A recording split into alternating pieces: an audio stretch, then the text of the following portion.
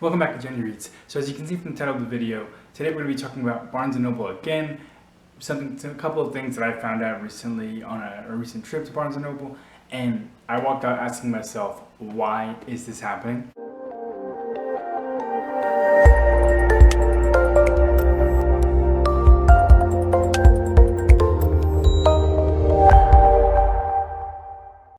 And so just to get right into the first topic that I want to discuss, the first thing is Barnes & Noble has one copy of almost every book that they carry, which is crazy. And you think to yourself, walking to a bookstore, you expect to have these very full and diverse shelves in terms of the assortment of books that are available for purchase, or even heck, just to browse.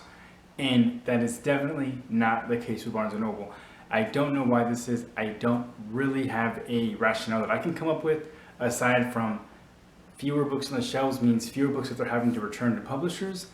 That could be the only thing, but essentially what we noticed when we were walking to the aisles of Barnes & Noble was that almost no books have multiple copies on the shelf.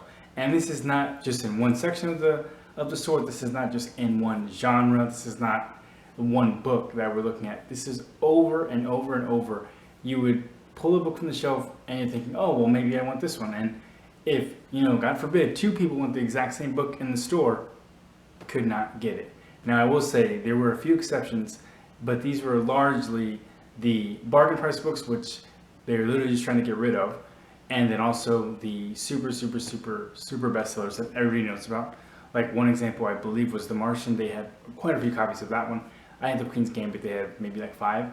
But aside from those very few exceptions, in a store as big as Barnes & Noble, literally every book that they carried, there was one copy on the shelf. And I couldn't believe it, because you would think, okay, so if they're only carrying one copy, and that means that they're able to carry a wider variety of books, and gives you a little bit more of a selection in terms of what you're looking for to buy.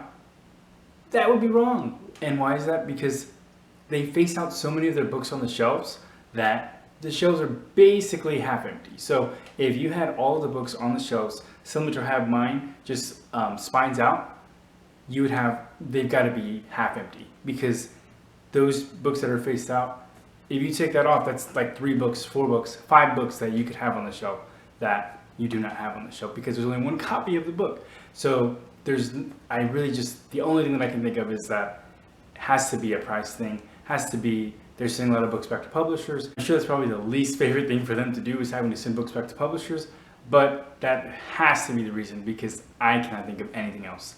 So one, somebody tell me why Barnes & Noble only has one copy of the books that they carry in their stores. The second thing that I want to talk about is that they do not carry hardly any mass market paperbacks. Again, if you look at the books behind me, you can see a good chunk, basically half of the books I own, maybe 45%, are mass market paperbacks. Why? Because they're cheaper. Who doesn't want to get a better deal on the exact same work? And walking through the aisles of Barnes & Noble, so one, you notice, man, there's not very many books on the shelves, but then 2, you also notice there's not very many of the cheaper books on the shelves. Now, again, I think this probably goes back to the same rationale, in that back in the day, Barnes & Noble, other book retailers, they would strip the covers off of paperbacks, because they wouldn't actually send them back to publishers. They would strip the covers off, send them the evidence, and then that's the end of the book.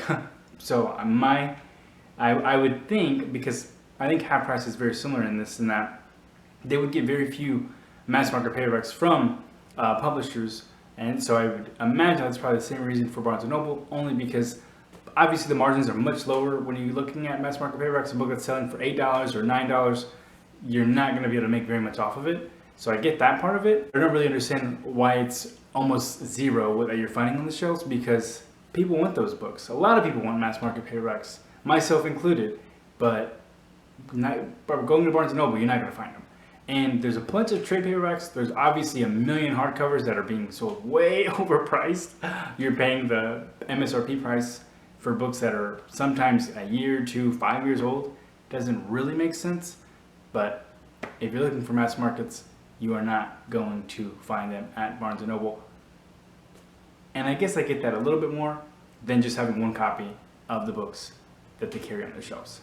that's all I really have today. Just took those two things that I noticed recently, and we're gonna pretend, of course, I didn't disappear for like 2 months because that's all I have for today. Let me know in the comments, do you go to Barnes & Noble? Have you noticed this at your stores locally? Because I definitely have.